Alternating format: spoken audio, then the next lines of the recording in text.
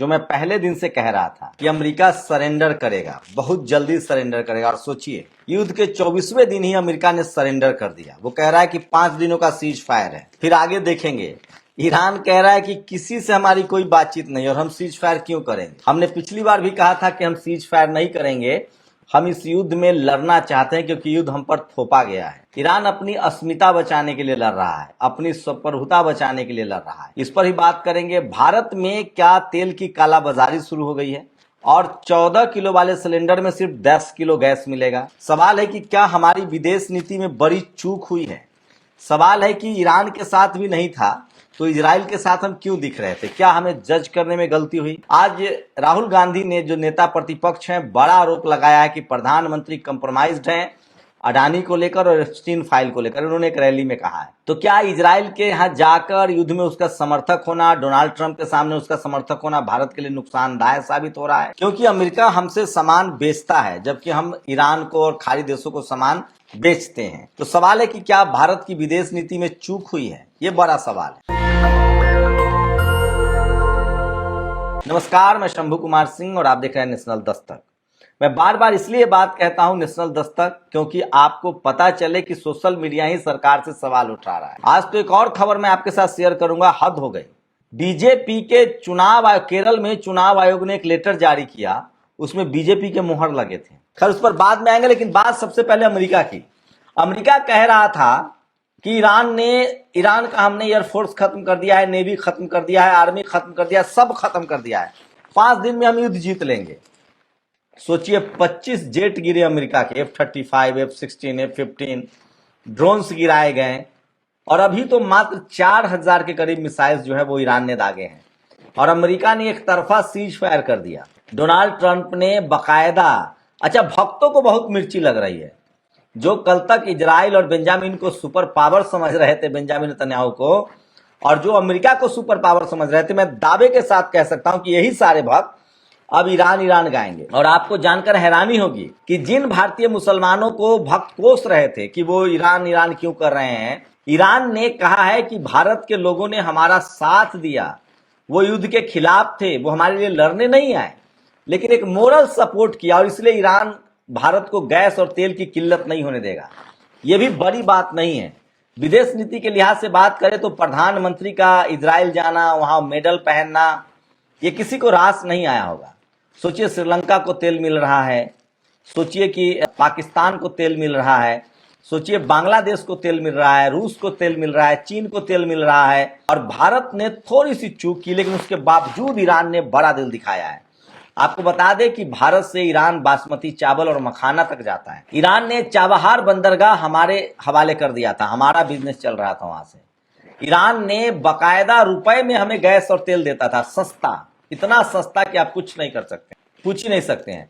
60,000 करोड़ रुपए ईरान का हमारे बैंकों में बंद था, जिससे हमारे बैंकों की साख बची। इतना ही नहीं, सोचिए अब तक होर्मुज स्ट्रीट से जो जहाज निकलते थे उसके लिए ईरान पैसा नहीं लेता था, किसी से नहीं लेता था, लेकिन अब ईरान ने कहा है कि हम कम से कम $20 लाख जो है, जिसको युआन में हम आपको चुकाना पड़ेगा। फिर से 2 या 4 जहाज जो है वो फिर होर्मुज स्ट्रीट पार कर गए हैं। तो ये है ईरान और भारत की दोस्ती। लेकिन भक्त कहां समझेंगे। इनको गुमान था, इनको लगता था कि ईरान कुछ नहीं है, इनको लगता था कि इजराइल और अमेरिका दुनिया का पावर है, सुपर पावर है। सोचिए, ईरान ने धुआं धुआं कर दिया है। आज 24वें दिन एक तरफा सीज फायर अमेरिका ने कर दिया। ऐसे कोई नहीं करता है। ईरान कह रहा है कि हमें नहीं पता, हमने तो बातचीत ही नहीं की है। बातचीत करने वाले नेता को तो आपने गिरा दिया, मार दिया, शहीद कर दिया। हम तो सिर्फ हथियारों की भाषा जानते हैं। और सोचिए अब इजराइल का क्या होगा। अमेरिका पीछे हट गया है, इजराइल फंस गया है और इजराइल पर चौतरफा हमला हो रहा है। ईरान मिसाइल बरसा रहा है, लेबनान हमला कर रहा है, हुती हमला कर रहा है और उधर फिलिस्तीन में हमास हमला कर रहा है। तो इजराइल ने जो वादा किया था कि हम फिलिस्तीन को आजाद कराएंगे, वो आजाद करा रहा है। और आज तो कयामत की रात है। ईरान ने कहा था कि अमेरिका ने कहा था ईरान को कि 48 घंटा दे रहे हैं, आप जो है वो सरेंडर कर दीजिए, नहीं तो आपके सारे पावर सेंटर्स को उड़ा देंगे, बिजली के संयंत्र। अमेरिका ने कहा कि करके दिखाओ। तुम्हारे खाड़ी देश में जो पिछलग्गू हैं और तुम्हारे जो सैनिक अड्डे हैं, उनका एक भी ठिकाना नहीं बचेगा। और इसी डर से अमेरिका ने सरेंडर कर दिया। कह रहा है हम 5 दिनों के लिए इस युद्ध में सीज फायर कर रहे हैं, अब कोई हमला नहीं होगा।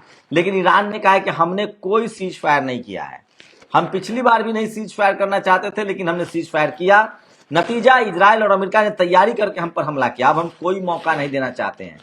ईरान ने कहा है कि अभी हमारी मिसाइल की ताकत दुनिया ने देखी कहाँ है, अभी हमारे तरकश में कई ऐसे तीर हैं जिसको चलाना बाकी है। 4000 किलोमीटर तक की मारक क्षमता वाले मिसाइल का ईरान प्रदर्शन कर चुका है।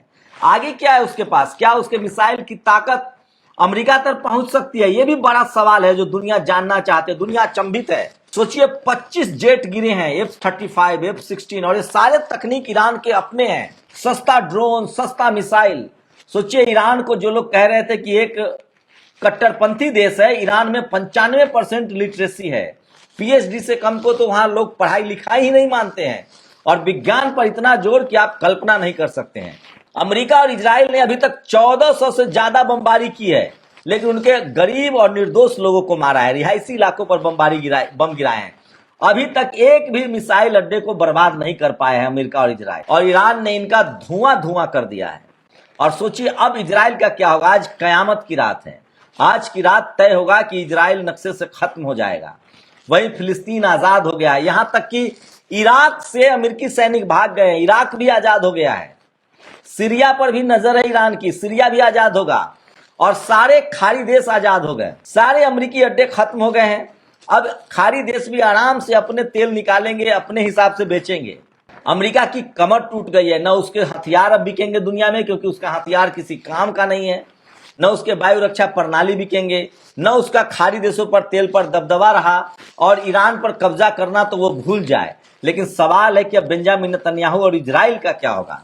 खामेनी ने कहा था कि अब अगर तुमने हम पर हमला किया तो तुम नक्शे से खत्म हो जाओगे। इसका मतलब कि फिलिस्तीन के निर्दोष लोगों को जो मारा था वो सब हिसाब बराबर हो रहा है, और ये सारा हिसाब ईरान ने एक साथ अमेरिका और इजराइल से किया है। सोचिए दुनिया भर में अब अमेरिका की भग पीट रही है। अमेरिका कोस रहा है डोनाल्ड ट्रंप को कि उसने हमें ईरान तो नहीं दिलाया, बदले में पूरा एशिया से हमारा पैर उखड़ गया।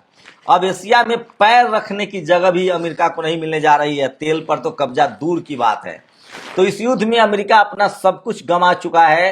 अब बस हमला से वो बचने के लिए वो आपस युद्ध से भाग गया है।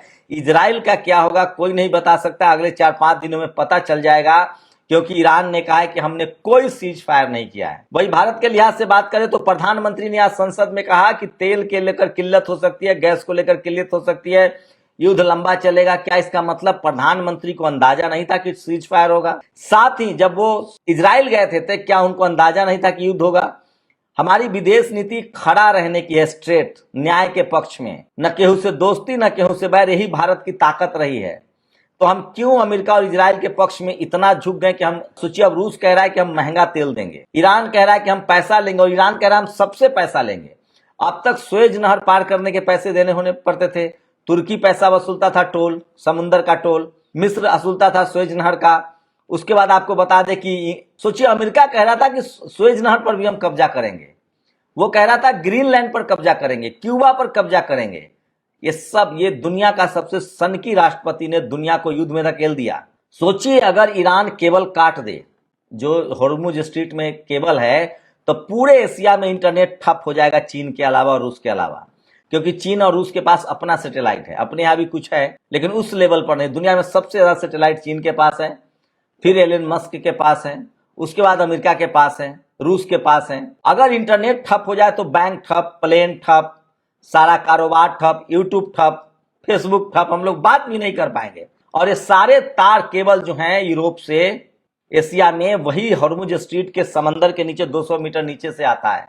दुनिया को कटघरे पर खड़ा कर दिया था, मतलब एकदम युद्ध के मुहाने पर डोनाल्ड ट्रंप ने। लेकिन चलिए देर सवेरी से उसको सद्बुद्धि आया है। लेकिन ईरान की असली दुश्मनी इजराइल से है। इजराइल ने बहुत कहर बरपाया है लेबनान पर और फिलिस्तीनियों पर। ईरान इस सब का बदला लेगा, और ईरान ने कहा है कि सीज फायर इसी शर्त पर होगा कि दुनिया के किसी देश पर कोई हमला न करे, हम पर तो बिल्कुल हमला बर्दाश्त नहीं है, और साथ ही हमारा जो नुकसान हुआ है उसका पाई पाई का हिसाब देना होगा। तो क्या आप ईरान से सहमत है, असहमत है? ईरान ने तो युद्ध नहीं शुरू किया था। सोचिए अमेरिका की 50 साल की बादशाहत खत्म हो गई। अब कौन डरेगा अमेरिका से? कौन उसका हथियार खरीदेगा? दुनिया में अब सब ईरान की तरफ देख रहे हैं, क्योंकि उसके पास सबसे मारक क्षमता वाले हथियार हैं। वहीं भारत में गुजरात से खबर आ रही है कि तेल की कालाबाजारी हो रही है, कई पेट्रोल पंप पर तेल नहीं मिल रहे हैं। क्या ये तेल की किल्लत है या कालाबाजारी हो रही है? कालाबाजारी हो रही है तो उस पर पकड़ा जाए। गैस को लेकर कहा जा रहा है कि 10 किलो ही गैस मिलेगा, तो क्या दाम कम होगा? और केरल में तो कमाल हो गया, कल से चुनाव की खबर भी आपके साथ शेयर करेंगे। नीतीश कुमार जेडीयू के अध्यक्ष बनने जा रहे हैं। खबर है कि नीतीश कुमार चाहते हैं कि या तो हमारा मुख्यमंत्री हो या हमारे माने हमारा मुख्यमंत्री हो जेडीयू का, या फिर बीजेपी का मुख्यमंत्री होगा तो हम जिसको चाहेंगे उसको मुख्यमंत्री बनाएंगे। और साथ ही अगर बीजेपी का मुख्यमंत्री होगा तो गृह मंत्रालय हमारा होगा और एक ही डिप्टी सीएम होगा, मेरा बेटा। तो वहां भी मामला फंस गया है। और केरल में लोग चुनाव आयोग की चिट्ठी जो जारी हुई उसमें बीजेपी का मोहर था, बवाल कटा हुआ है।